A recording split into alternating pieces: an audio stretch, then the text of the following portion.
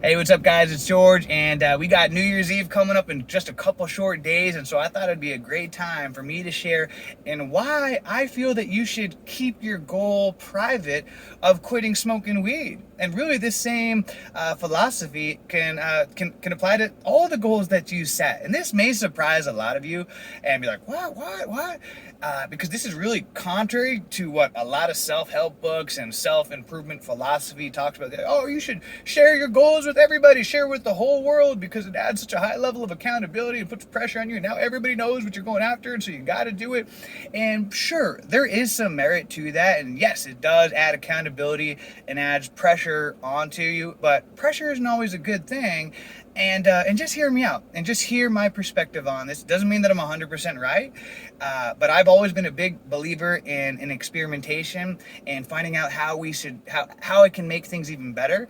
And I've set New Year's resolutions every single year for about the past 15 years, and a question that I've always asked myself over the years is, how can I make this even better? And I wanted to find out how I could become more effective at accomplishing my goals, and not only just accomplishing my goals, but enjoying the process as well.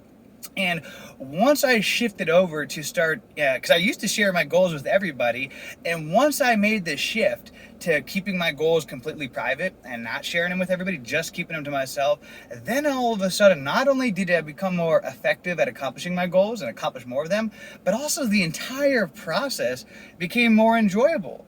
And so, like I said, hear me out. See, when you share your goals with other people, you're really essentially putting the buggy in front of the horse. Where all of a sudden, a lot of people in a couple of days are going to be, oh my God, it's New Year's, New Year, new me, baby. This year, I'm gonna create my goals for this year. I'm gonna create 6 figures this year, and I'm gonna lose 20 pounds and become the best version of me ever. And I'm gonna travel to 3 different countries this year, and and all these amazing things that I'm gonna do this year. And oh yeah, that's so great. Oh, like, comment. And and what happened is you're getting that validation and that reward before you've even accomplished the result. You're putting the buggy in front of the horse.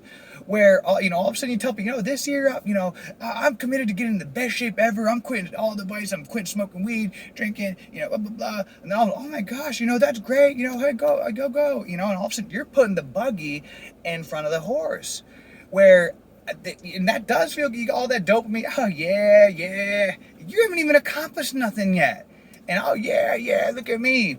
Where instead, leave the people that are the most successful are the ones that are able to delay gratification. The addicted mind always needs the gratification first.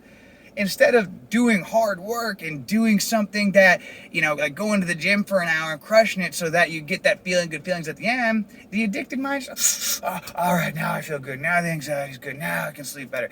The addicted mind wants that gratification, that feel good feelings first. And there's always the battle going on against their own laziness.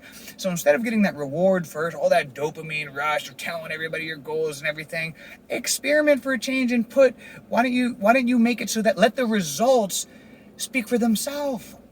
All of a sudden, as the months are going on, and everybody say, oh my gosh, what's going on with you? Hey, I notice, your eyes are like never red anymore, and you just like seem so much chipper. Like, did you quit smoking weed or something? Oh yeah, I quit that months ago. You're like the best shape of your life. You're working out every day. You're reading books. You're more present. What's going on? What's going on with you? When I talk to you on the phone now, like, you actually like remember what we talk about, and you're actually able to you're actually present on the phone. Like, what's going on? You want some new pharmaceutical meds or something? No, you still smoking weed? No, I quit that, months ago. What? Oh my gosh. And some people say, oh, what about my spouse or significant other, your boyfriend, girlfriend you live with or something like that? Should you tell them? Well, I'm not going to tell you what's right for you in your marriage, how to, what to do, as far as that goes. This is personal choice, but just hear me out on this as well.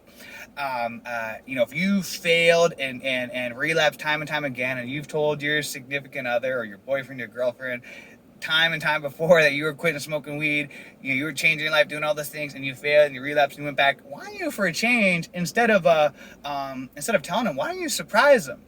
Let the results speak for themselves. Instead of being like, oh yeah, I'm quitting smoking weed this year, I'm doing all these things, oh okay honey, all right, let me give you a little quick hand job. Oh, I'm so proud of you, sweetie. Why don't you instead let the results speak for themselves? And all of a sudden a week goes by, a couple of weeks goes by, a month or whatever, like, wait, honey, I noticed you haven't been like sneaking out to the bathroom, the back, like you haven't been reeking of weed, like, you're just like so much more present when we talk.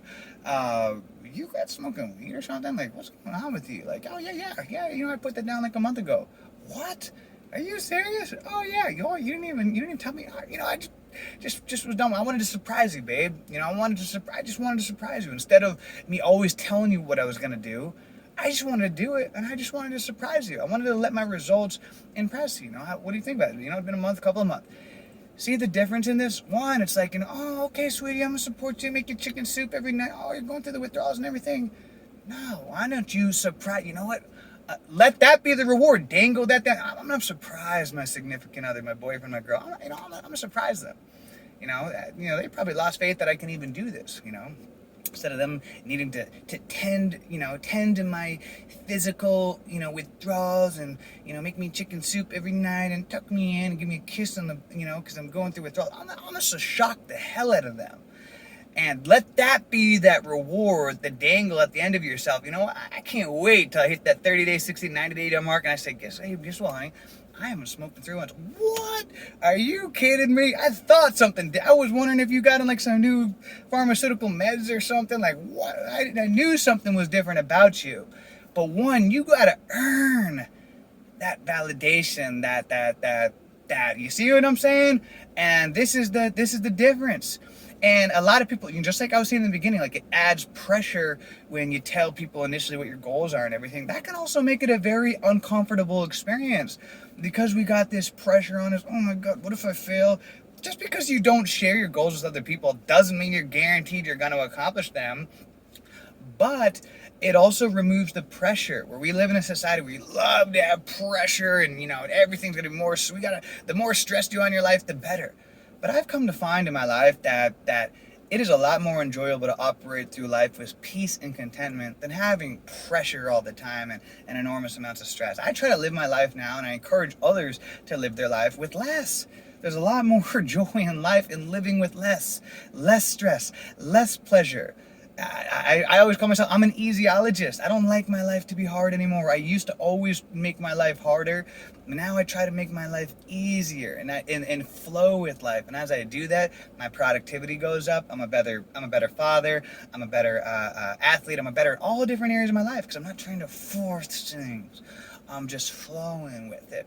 So instead of adding that pressure on, you gotta quit smoking weed or the whole world's all gonna laugh at you. Why don't you just do it and let the action, the results speak for themselves? Because ultimately, the really only person that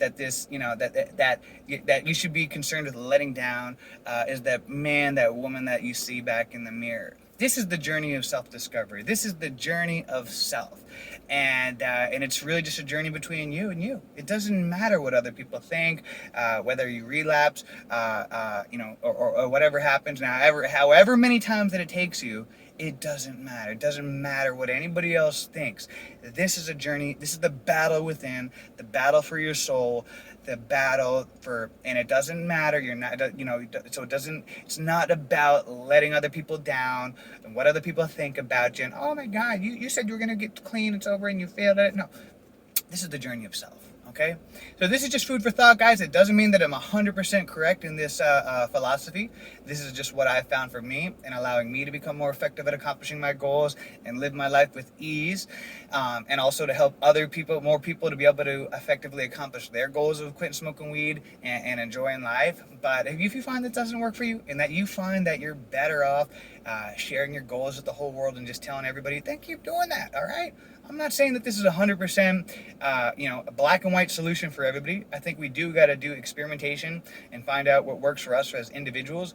But like I said, if you've been struggling with accomplishing your goals, setting New Year's resolutions every day, failing them, the definition of insanity is doing the same thing over and over, expecting a different result. So maybe it's time for an experimentation and to try something different for once in your life. All right. So leave some comments below. Let me know what your thoughts are on this and what your New Year's resolutions are. And until next time, guys, let's make it a great day, a great week, a great month, a great year.